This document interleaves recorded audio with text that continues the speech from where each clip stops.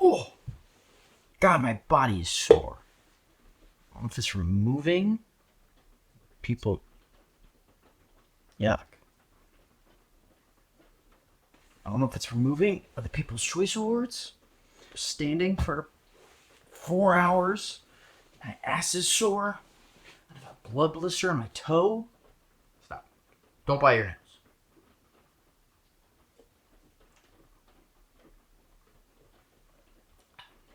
Alright.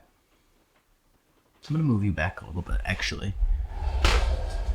You're gonna go back till here. Yeah, I like that better. I think we... I'm gonna start over. Hi. I know a lot of you have probably seen some of my content or heard my music, but you don't really know me or who I am. So, my name is Landyn. I grew up in Cedar Rapids, Iowa, whose only real claims to fame are Ashton Kutcher and that one clip of Hillary Clinton just chilling in Cedar Rapids, Iowa. I think that's what she says. I'm just chilling in Cedar Rapids. I can't really remember exactly. But growing up, I was this chunky, awkward nerd. Like comic books, Spider-Man, writing stories, movies, fart jokes, Captain Underpants. I loved Captain Underpants. Loved my man, Captain Underpants. What was I saying? Oh, anyways, even back then I had the just like amazing ability to say the exact wrong thing when I needed to. That resulted in me putting my own foot in my mouth and then being bullied because everyone thought I was weird, which they were correct. But, you know, being weird in middle school isn't exactly the most popular or cool thing. So, that was fun. Then I grew up and life happened. And it came and hit me in the back of the head with a freaking wood pallet. And then, Robin Williams, songwriting, music production, black low-top vans, Elton John, synth pop, leather jackets.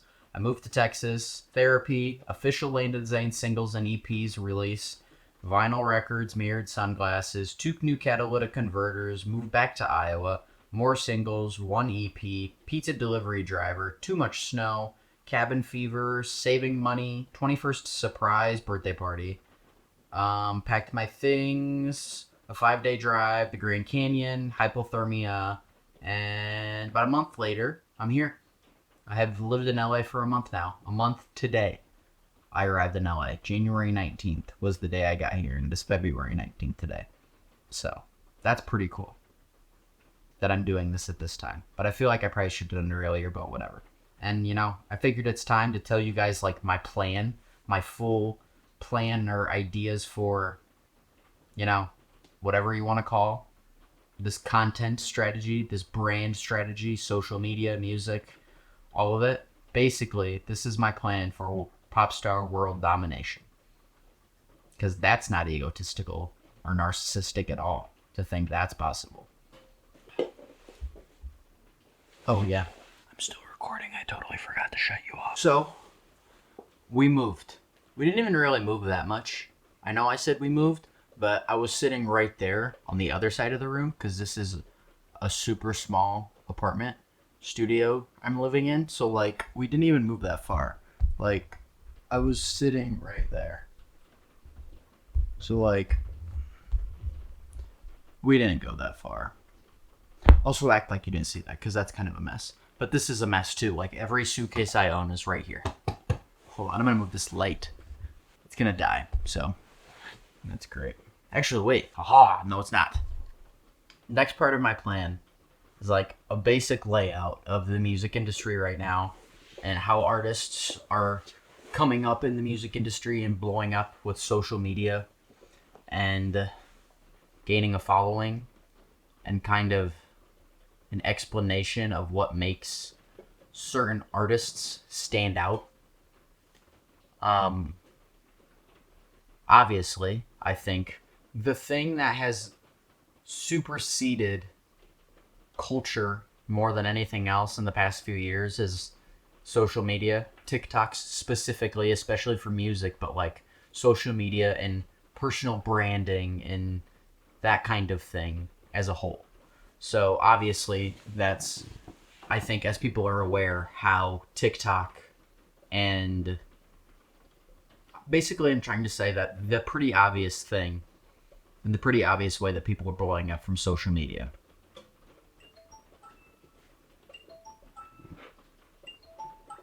I don't know what that is. Obviously, the main thing that is helping artists build brands and followings and blow their music up is TikTok and social media. Obviously, especially TikTok, far and away TikTok. It is, I've had these conversations lately with a lot of not only just musician friends, but actor friends, entertainment people, and just people in general. No, at no point in history ever has there been a platform or a way for creatives and artists and specifically musicians to take their music, put it on something for free, and to get free attention.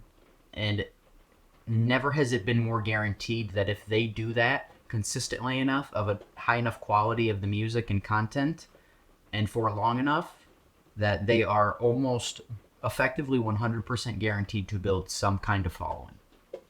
That has never happened before, even remotely. The closest thing to that before ever was MTV, and MTV cost minimum thousands of dollars to make a music video, and then you had to get it put on MTV. And the music industry right now as a whole is kind of scrambling because it seems like major record labels don't really know how to brand on TikTok, because for so long they didn't have to build brands for artists or help promote in this way of social media and personal branding and making everything seem natural. And now they do, and they don't know how to do it. Because before they just had to promote singles from radio, they had to use payola and pay radio stations to play singles. And if they did that enough and other stuff, then they guaranteed hits. But now it's so much more complicated and things have to be more authentic. And record labels don't know what to do. And they're now, instead of trying to find people that are upcoming talents and then building them into brands, they're picking up established brands already and then trying to use that in their leverage into making it something bigger, which is kind of my plan as a whole. There's a massive shift in the music industry going on right now, and it's presenting huge opportunities, which is exciting for me because a huge opportunity is the kind of thing I need right now. It's raining. Do you hear that? I bet you hear that. It's nice and peaceful. All right, we're going to move again and then keep doing this. So let's go. Oh, gosh. Okay, where were we at? Music industry as a whole. My hair is everywhere because I shed like a cat. Dog, not cat. Dumb. Shed like a cat. No, shed like a dog. Whatever. Alright. If you didn't realize already, I wrote this down so I remember to talk about everything properly. Next is my specific personal brand that I have kind of come up with, brainstormed, and what I think I want my personal brand as an artist and creator person to be. I think a big thing right now is that a lot of artists I see don't seem to have very specific brands. They don't seem to have these very well curated images. And while there's an aspect to that that is good, that is, it makes you seem more authentic, the downside to that is you're not as recognizable. And there's a trade-off there. A big thing in social media and branding as a whole right now is authenticity. And I think a lot of upcoming brands, musicians, creators as a whole think that planning your brand out and your image out in making this map, I think that they think it seems inauthentic and it seems calculated. And while I can get that, and I to an extent can agree, and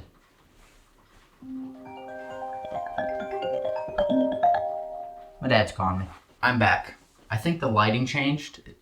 Not I think. The lighting changed. But whatever. The big issue is people think it seems inauthentic, which I can get, but I disagree with, because unless you're trying to create a person that's not you from a brand and this big branding plan, then it's not inauthentic to write down who you are on paper or in a document or with pictures or however, because it's still you. You can boil down your essence into what you want your brand to be, and then you can add supplemental things of like, I want to be known for this little logo or this iconic image or this kind of thing, these colors, whatever, this fashion, whatever. And as you develop an audience, it helps you make decisions more. And whether people like it or not, every decision you make as you develop your brand and your audience makes a decision about your brand. So if you're not doing it deliberately and you don't have a plan for it, it's happening anyways.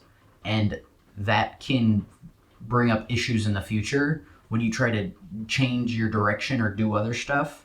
And the audience you've built isn't prepared for that, because your brand doesn't fully represent who you are, because you didn't like let the audience know about this certain part of your personality or your brand or who you are.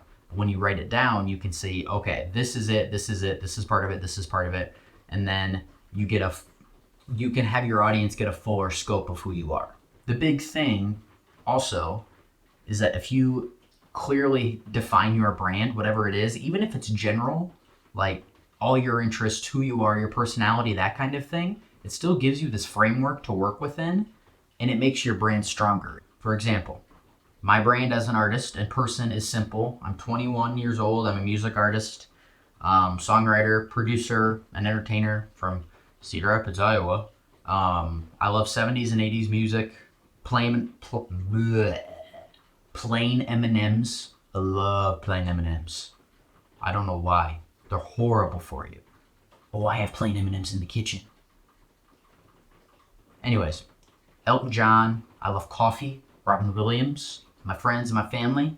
I like making people laugh and dance and entertain them.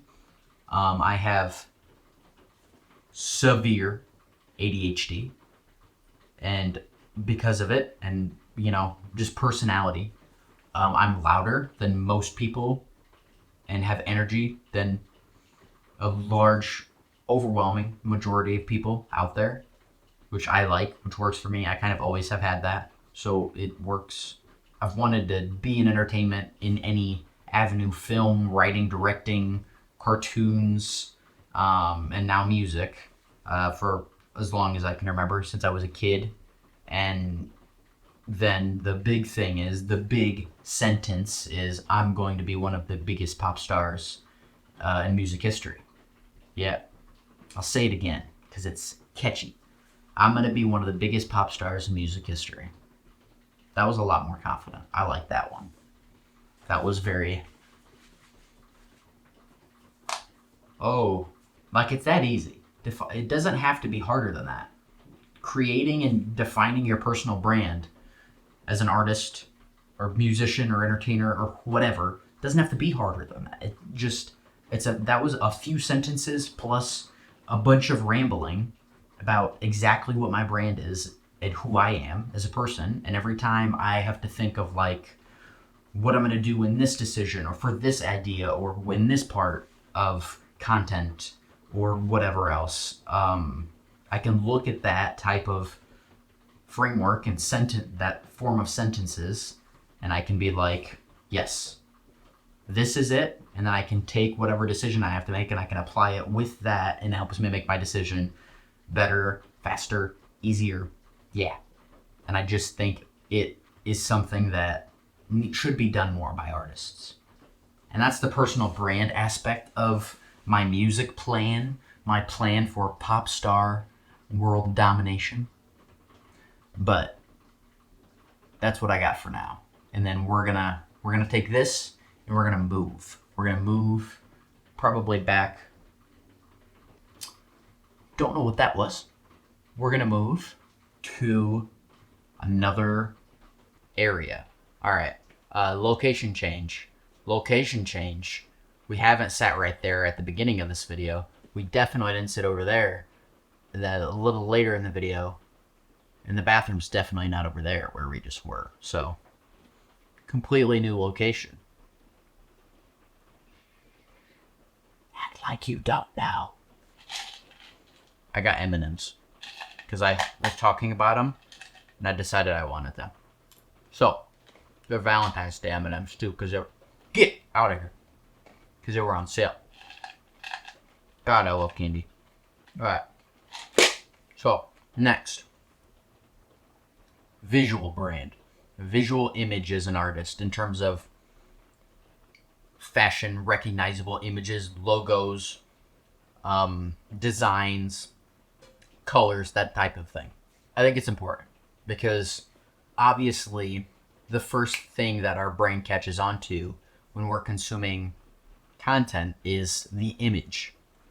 And if you have a recognizable visual image, it helps you stand out and helps catch people's attention faster. Like the most iconic musicians, Prince, Michael Jackson, Elvis, Elton John, Freddie Mercury, like they all have these very iconic looks. Like Britney Spears has her looks, Taylor Swift has her looks that are becoming iconic.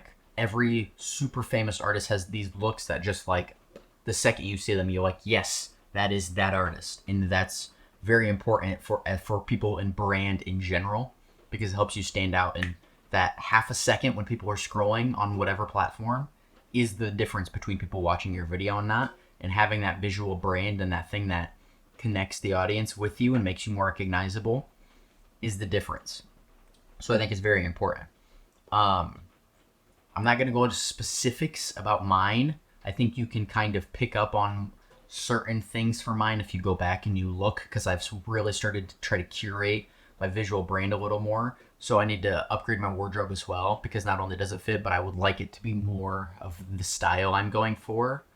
But a few of the things are like the leather jackets, Vans, the boots. I wear my boots all the time. Mirrored sunglasses, this hair, this luscious, beautiful, pain in the ass, curly hair that I absolutely love, but sometimes I want to shave it all off because taking care of it sucks, but I never really want to shave it off because look at it, it's just beautiful. And there are many ways to plan out your visual brand. For me, I have a Pinterest board. I have two, just private Pinterest boards of just images of visual tags, things I want to be associated with in terms of image and vibe, and then fashion ideas, picture poses, icons, like body language, people that inspire me, that kind of thing. There's that classic thing of like, show all these pictures of celebrities at red carpets, and then you show like this straight white guys just going with their hands in their pockets, or just like, that's not what you want. You want to stand out. You want to have a good pose. So picture poses is a big one. Going to the gym, working out, eating healthy, which I'm trying to do, but is not happening right now. Like taking care of yourself helps your visual brand because it helps you be in better shape, and the better you look, the more physically attractive you are, the more eyes you have on you from a first glance from strangers in person and online. And as vain as that can come across, it does help and it is important. I am going to move again to another location that's definitely not just across the room. So let's go. Oh, the light died. Well, I guess I'm gonna have to wait filming the rest of this. I'm gonna charge it quick. We're gonna give it a quick zzz, and then we'll be back. This camera's gonna die, so we're gonna speed this up. Next is my content strategy. If you didn't notice, I took a nap, and it is later in the day.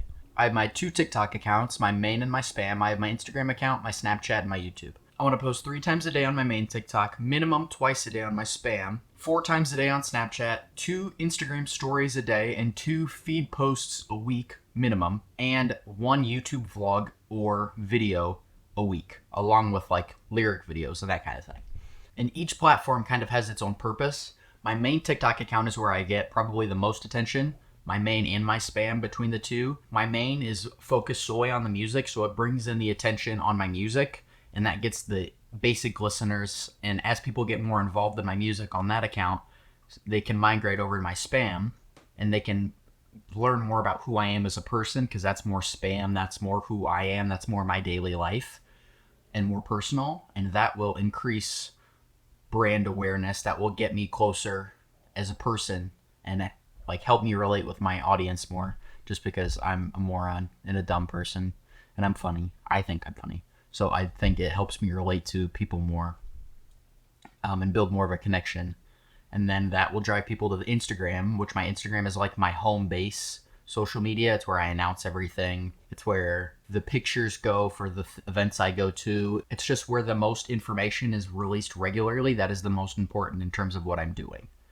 And then my Snapchat is even more like my spam TikTok account. It's just my daily life. It's just random stuff.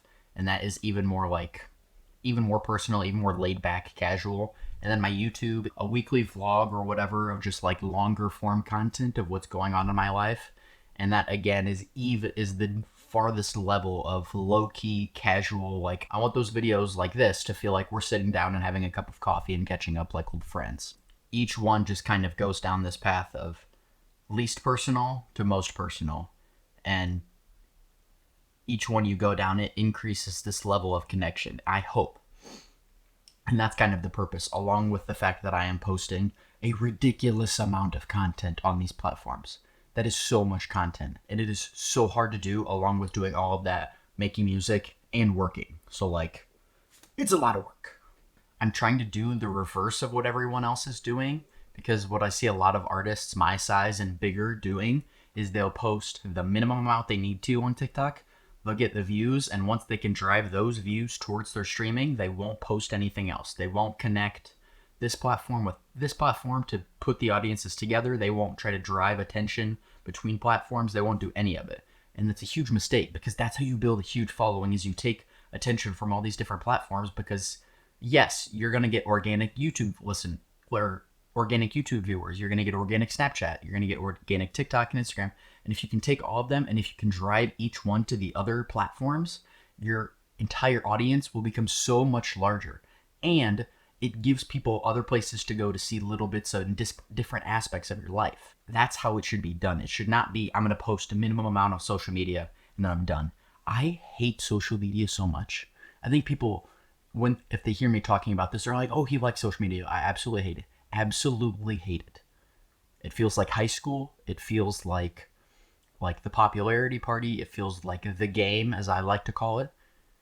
And I don't like playing the game. But it is so necessary and important in this that I am doing it. And here's the thing about me. When I play the game and I win the game.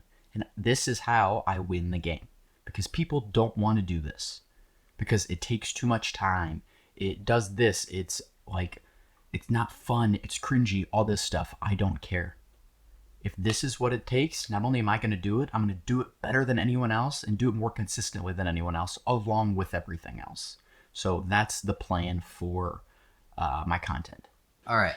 I've officially run out of other places to film, so I'm just going to do the rest of it sitting here, and, we'll make it work. So we talked about content planning, visual branding, social, personal branding as a whole. And then we'll do some more personal stuff for me that I think is more, depends on the person. The first one is like connections and networking, which is why I moved to LA.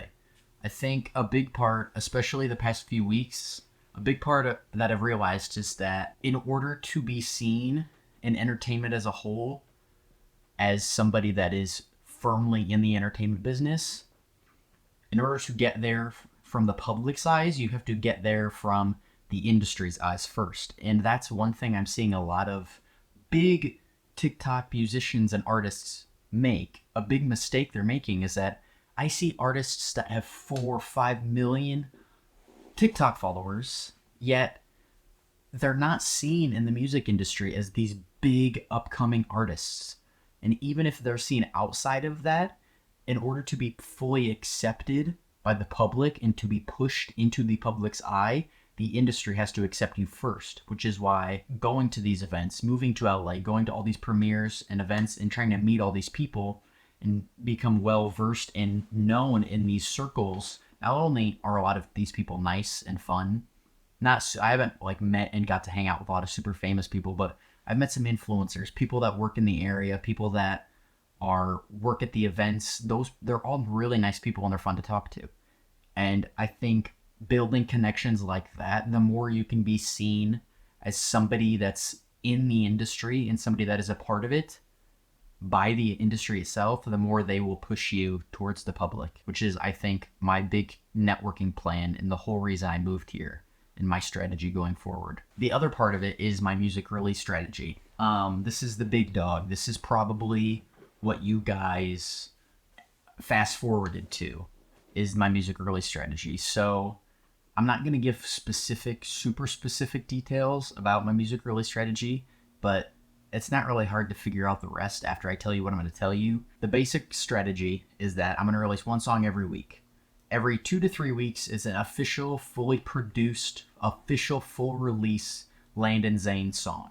And then the other weeks, it varies. It's acoustic versions of past songs I've released, basic demos that are more stripped back of new songs, or like laid back guitar, piano covers of other songs I love. Some people may be against this kind of strategy, and I think it's a lot of people because they think it will muddy up their discography. But the thing about releasing content and music as a whole is people that want more from you want more from you. And you need to cater to those fans, because the people that don't want to see more from you aren't going to seek you out in the first place. But the people that want more stuff from you are going to take in every bit they can get from you. So you need to cater to those people. Maybe the songs that are in between the official releases aren't as high quality, but it's still more content and it's still good. And the more you give the devoted fans, the more they have to share, the more they have to send out, and that helps spread the word. And also, it's not like, don't cheap out on these releases. I'm not trying to make super bad releases in between. I want them to be acoustic versions of songs that are easier for me to make and easier to put out, but I still want them to be very good. Worst case, one of those songs is bad. 3 years from now, when you're blown up, when I'm a big artist, I'll just take them down. Best case, one of those blows up that you don't expect.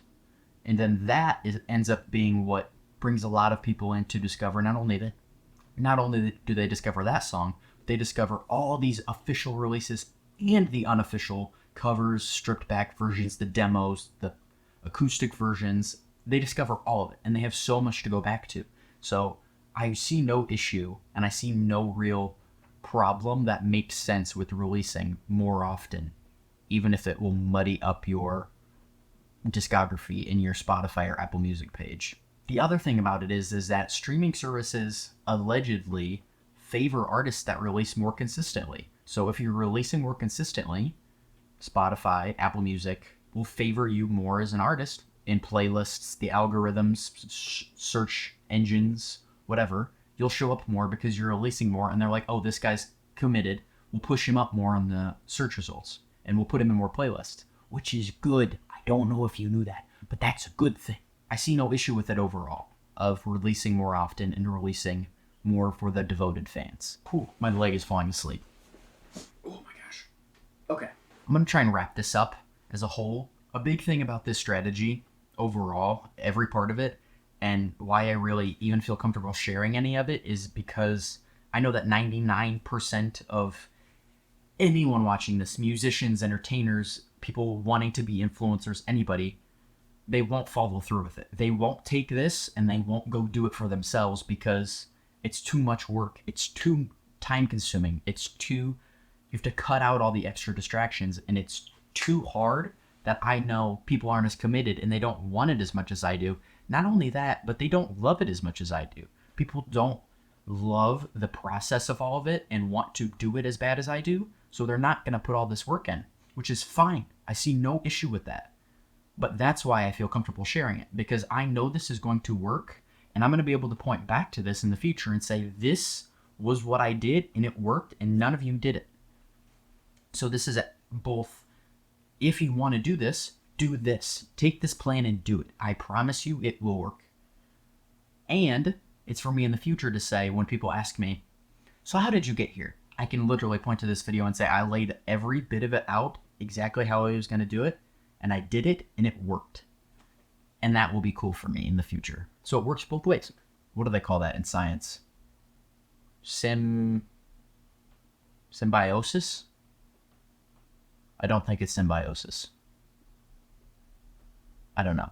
There's some word about a relationship that works for both parties in science, and it's that word. Anyways, moving on. But this strategy isn't for people that are just dabbling in music. This is for people that, like, for me, that I'm going to do this and I'm going to make this work and I'm going to make a full career out of it, and it's going to take hard work, but this is the choice I'm making, so I'm going to do it. And it is necessary for me. This is part of my identity.